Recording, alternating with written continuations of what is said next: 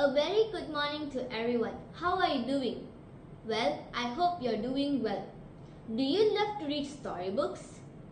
I have a lot of storybooks at my home. Reading storybooks helps me to increase my vocabulary. Today, I am going to talk about one of these storybooks that is placed in this corner. There are 6 books in total. The first book is titled Beauty and the Beast. The genre of this book is romance. The second book is Sleeping Beauty, which is considered as a fantasy and a family story. The third book is called Pinocchio. The genre of this book is musical and a family story. The next we have The Little Mermaid. This is a musical and a family story. The fifth book is Snow White. This is a family and a romance story. The sixth and final book is Rapunzel. This is an adventure and a family story. Now I am going to review a storybook entitled Beauty and the Beast. This book was written by Jenny Mary Lee Prince de Beaumont, who was a French novelist. She has written the best known version of Beauty and the Beast. This book was published by White Star Kids in 2014. This book also contains 63 pages. I just love this book very much because of the illustrations and the beautiful pictures that is done by Francisco Rossi. People in my age also can read this book. Would you like to know this story? Let me tell you a summary of the story. The story starts with a young girl who was raised by a most successful and most richest in the distant city along with her 2 greedy and elder sisters. Although she on the other hand was quite different. She's very thoughtful and extremely kind, and she's very imaginative. She was even more beautiful than her 2 elder sisters. Due to this, people call her Bella, which means beautiful. When the merchant received a letter, but it was a bad news, that they had to go to the village. His 2 elder daughters were mourning and drowning all day. They were so lazy, they didn't even touch any of the household. But Bella, on the other hand, did all of the house chores around the house.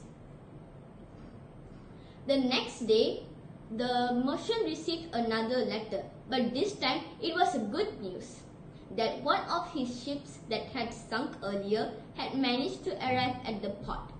His 2 elder daughters were so happy they started to list up whatever they want to ask their fathers. But when his father asked Bella, "What would you like?" Bella answered that she would like a rose cutting, that to make her father happy, and she didn't even want anything in particular. The next day, he had to pay for so many expenses, so he ended up with no money at all.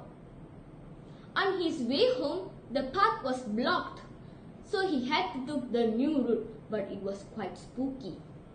He was too afraid. After a few minutes, he realized that he was standing in front of a big castle. Then, he realized that we should go into this castle to pick some flowers for Bella. He went into the castle and picked some roses from the garden for Bella.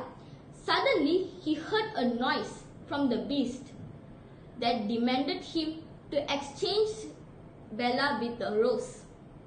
She went home and told whatever happened on the way to Bella. Bella went to the castle, but she was very worried about it, and she was very afraid to enter the castle. But the days with the beast were so beautiful. After that day, she asked permission to the beast to go to see her father for 1 week. The beast also agreed. Her 2 sisters delayed.